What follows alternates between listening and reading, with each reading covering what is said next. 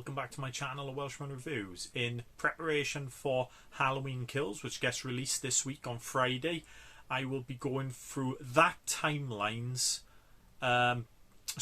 reviews for that timeline's movies. So hopefully I'll be doing the whole Halloween series by the end of the month. I haven't had time to do them during the beginning, unfortunately.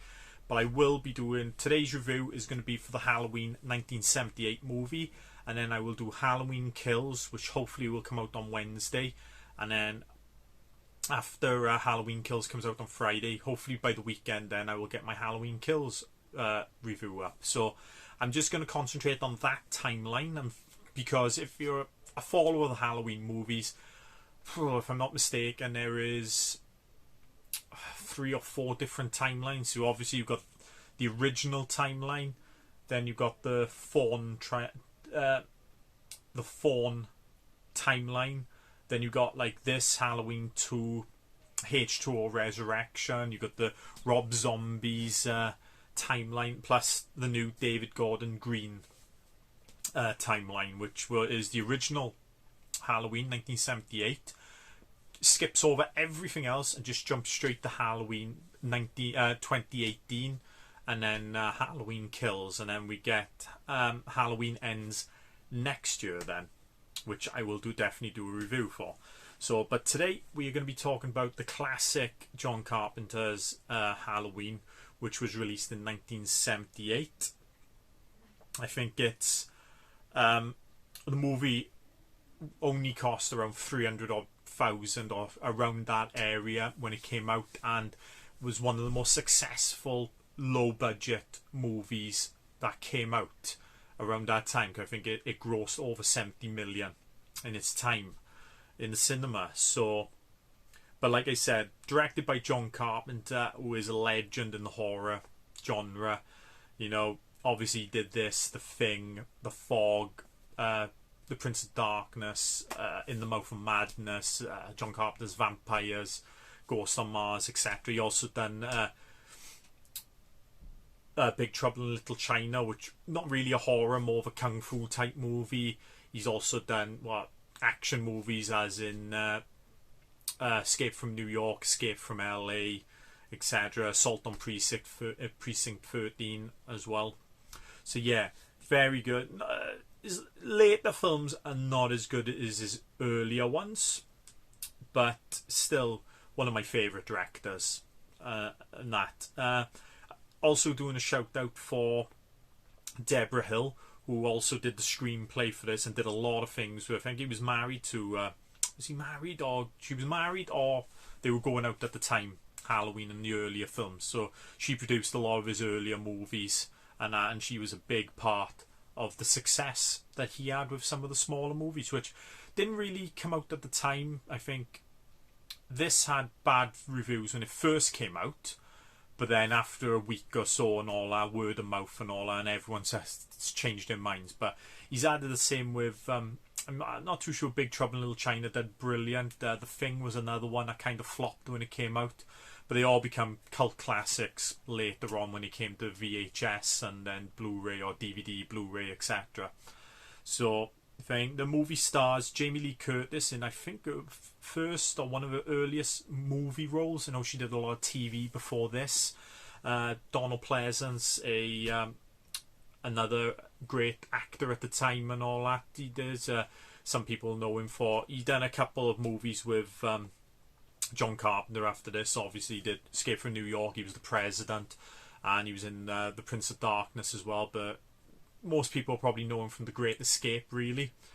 A couple of others anyway. Charles Cypher plays Brackett, Nancy Loomis, who plays Annie, PJ Souls, which plays, I forgot her name now, apologies for that. Nick Castle plays The Shape, aka Michael Myers, for the most part of this movie, of his adult movie, but 2 other people really do play him, including the child actor who plays him in the beginning of the movie.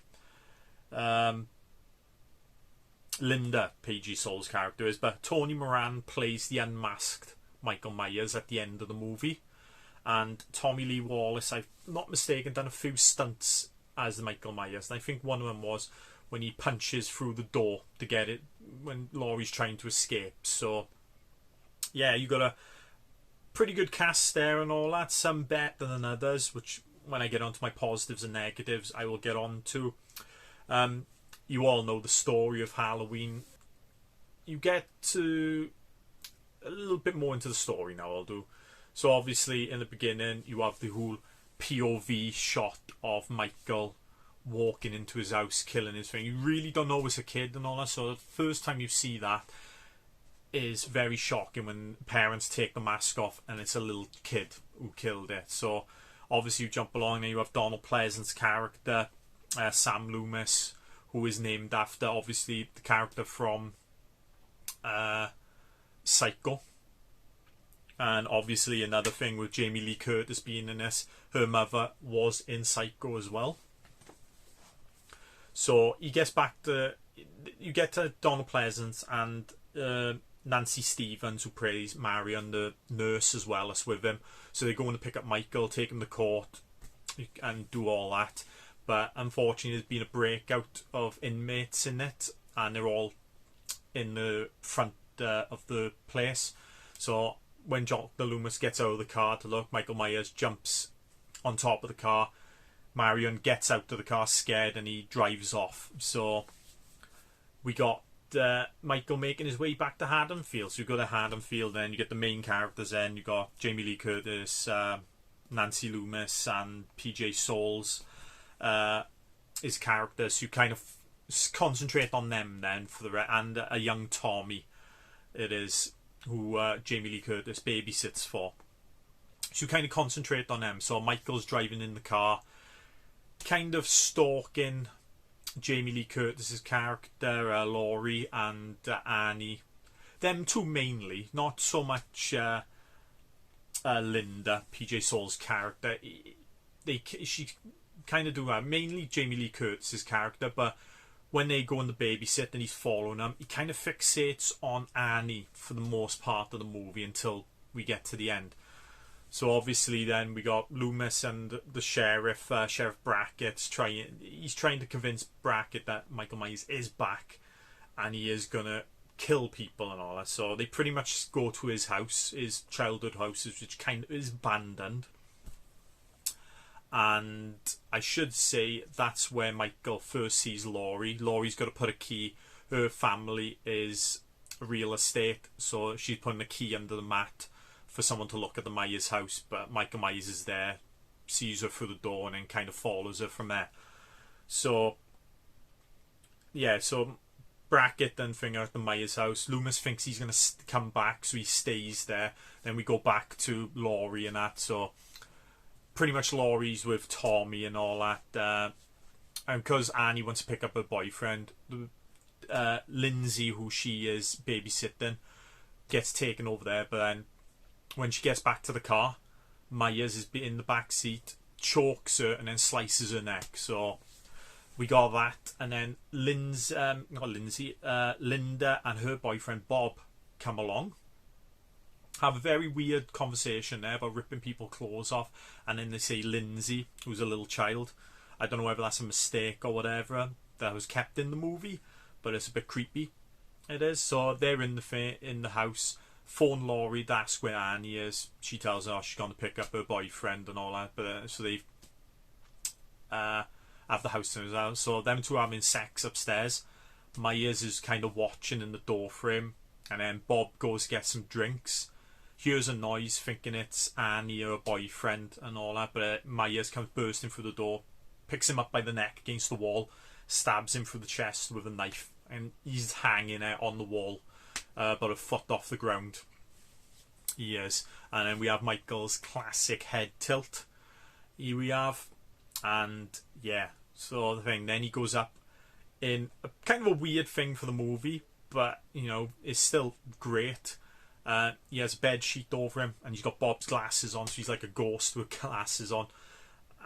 Linda thinks it's Bob joking around, so she rings Laurie to find out where Annie is. And then when she's talking to her, Michael Myers chokes her out with the phone cord. So he has picks up the phone, Laurie's talking to him, and he's just breathing. And then we get the whole thing of kids are in bed. Laurie goes over then to see what's happening, and she discovers the dead bodies of all her friends. And then Michael comes out. Beautiful scene of in the doorway, and it's a dark doorway. She's panicking by the doorway and all that. Then you've got it dark, but then you see his part of his face just lighting up in the doorway, and stabs her in the shoulder. She falls over it down the stairs, and then we get the chase and back to Tommy's house, who she was babysitting. So she gets in, the window's open, so Michael Myers has got in, goes to stab her, misses her on the settee, and then she stabs him in the neck with a knitting needle. So she goes upstairs thinking she's killed him and all that, but then the kids notice Michael behind her. They locks him in the bathroom. She runs off into a closet. Then we get that brilliant classic scene where most pictures, like Michael bashing his way through the wardrobe, and the light's flickering. He's hitting the light, it's flickering. She stabs him in the eye with a metal coat hanger, drops his knife, stabs him in the chest, so he's on the floor. And then you get another false sense of security where she's tells Tommy and Annie and Lindsay, to run to the nearest neighbour's house, get the police or get some help. So she's tired, leaning against the wall, and then in the background, then a la Undertaker style, Michael Myers just sits up and turns his head towards her, which is probably one of my favourite scenes of this movie. So when she gets up and starts walking, he comes behind her, starts choking her. She rips off the mask. That's when you get Tony Moran's face, but you also get the little mark that she stabbed him in the eye. And Loomis saw the kids outside screaming, because throughout the mention he notices the car that he stole, which was his car in the beginning of the movie, and he's down the street, hears them running, coming out of the house screaming, so he runs into the house, and while Myers is putting on his mask after she ripped it off, he shoots it 6 times over the balcony. By the time Laurie asks about the boogeyman, and Loomis says, as a matter of fact, it was, when he gets to the balcony, Myers has vanished from the lawn, and all you get then is a close-up of Loomis, knowing that's what he expected to see when he got to the balcony, and all you get is breathing, Michael Myers breathing, and different scenes of the film, so different scenes in the house and on the street and that. So yeah, that's pretty much the movie. Like I said, for me, this is the first horror movie I ever saw, really. I think I was about 10 or 11. Mother picked it up for me. I still have the VHS somewhere. Halloween and Halloween 2 and a double feature on a VHS. Went up my mates to watch it. Loved it ever since. I always remember coming home at night and thinking I saw Michael Myers in the bush, darting home as fast as I could. So, but yeah, loved this movie ever since. It always was my favourite horror movie, but I think The Thing has kind of jumped that now and all that. To me, The Thing is a perfect movie for me. It's 10 out of 10. This one I will give 9. It's definitely a 9 out of 10. Brilliant movie. It's kind of a start for the modern slasher films, because obviously after this with Halloween, which I should say should be credited to, I can't remember the name, it wasn't John Carpenter who came up with the name, it was one of the executive producers who said, why don't we call it Halloween? So after this movie we got a lot like April Fool's Day, obviously Friday the 13th, which is pretty much, they've said they just wanted to get jump on the bandwagon, and for this from this movie you get a lot of holiday serial killer movies then that came after this. Would I say this is the start of the slasher movie? You could say Psycho or maybe Black Christmas, which came before this.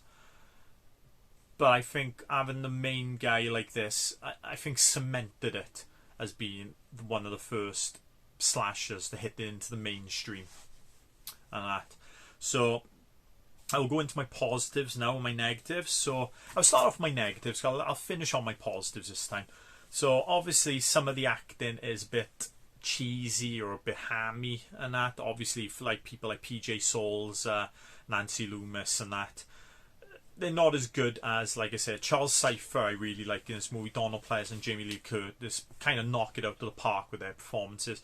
Yeah, the rest of them, the actors who play Bob and all that, is yeah, not the best, and that's why I knock it down a little bit. And the only other thing as well, it is because this movie wasn't filmed in autumn, even though it was Halloween, it was based around.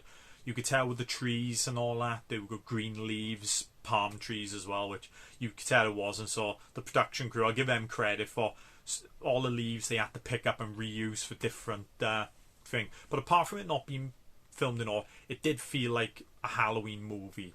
So they done a really good job there. I'll go into my positives now. And first one is cinematography. Dean Cundy did the cinematography for this. And he did quite a bit for John Carpenter in his early days. And he's done so much. He's done like the Back to the Future trilogy, Jurassic Park. He's done major movies like that, Dean Cundy. But brilliant atmosphere and cinematography and the lighting, little blue tint in the background, in the dark scenes, and that. And like I said, absolutely amazing. And as I said, the atmosphere as well, which credits the music as well. He doesn't go really for cheap jump scares. He earns them in this movie. He does.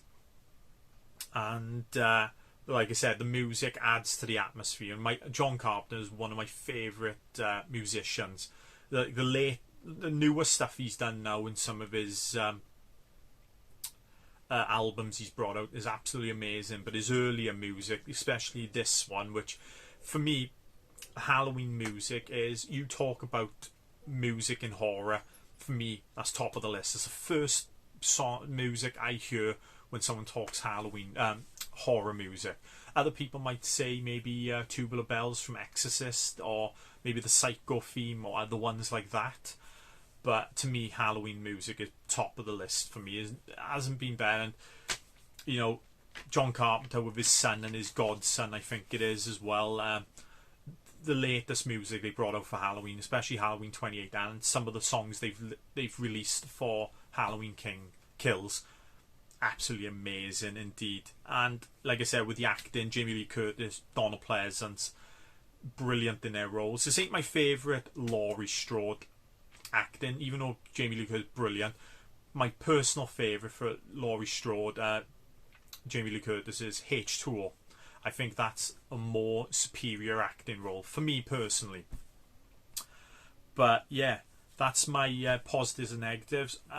There are two. Obviously, there's a lot of trivia for this movie. I'm not going to go out and say it, but everyone knows what they are. Obviously, the main one is the Mask of Michael Myers, which is based. They bought an old Shatner mask, a Halloween Shatner mask, and just painted it up. Everyone knows that. My only other one I really want to talk about is one of my favourite trivias is PJ Souls was going out with I forgot his name now. It is bear with me 2 seconds. Dennis Quaid, sorry. She was going out with him at the time, and John Carpenter wanted him for Bob, but unfortunately I don't know what he was filming at the time, but you know, different filming credit for something else, so he couldn't film for it. But that would have been an interesting one to see in this young Dennis Quaid in this movie. But yeah, the only other thing I'm going to say is Nick Castle, for me, the best Michael Myers. James Ducournau has knocked it out of the park in the last movie, Halloween 2018. There's been some other really good ones as well. It is, but Nick Castle for me is top notch. He is the shape for me and all that. So that's my review for Halloween the 1978 one, and like I said, 9 out of 10, brilliant. Keep an eye out for my Halloween Kills one, which I'm hoping to drop on Wednesday. It is, but if you like this video, give it a thumbs up. Tell me down below and tell me what you thought. Comment down below and tell me what you thought of the Halloween movie yourself, and what you think of the whole series. Or are you going to see the new movie in the cinema this weekend? And if you'd like to see more reviews, I guess, please subscribe to my channel. And I will see you next time. Bye.